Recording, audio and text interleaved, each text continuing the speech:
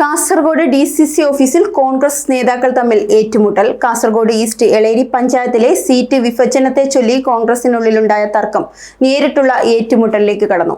DCC ഓഫീസിലാണ് DCC vice president James പന്തമാക്കനും കർഷക സംഘടനയുടെ ജില്ലാ പ്രസിഡന്റ് വാസുദേവനും തമ്മിൽ വാക്കേറ്റവും ഉന്തും തള്ളുമുണ്ടായത്.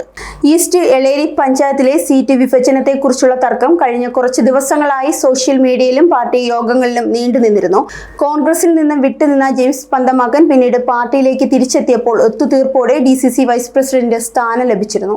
പാർട്ടിയിൽ തിരിച്ചെത്തിയപ്പോൾ ഒപ്പമുണ്ടായിരുന്ന 7 പേർക്കും സീറ്റ് വേണമെന്ന ജെയിംസിന്റെ ആവശ്യം DCC നേതൃത്വം എതിർത്തു. ആദ്യമായി 5 സീറ്റുകൾ നൽകാൻ ധാരണയായെങ്കിലും പിന്നീട് DCC പ്രസിഡന്റിനെതിരായി അവർ സോഷ്യൽ മീഡിയയിൽ നടത്തിയ വിമർശനത്തെ തുടർന്ന് സീറ്റ് 2 ചുരുക്കി. ഇതോടെ സംഘർഷം ശക്തമായി, വാക്കേറ്റം അടിയിലേക്കും വളർന്നു. ഏറ്റുമുട്ടലിനിടയിൽ ഒരാൾ കൊലപാതക ഭീഷണിയും മുഴക്കിയതായി റിപ്പോർട്ടുണ്ട്.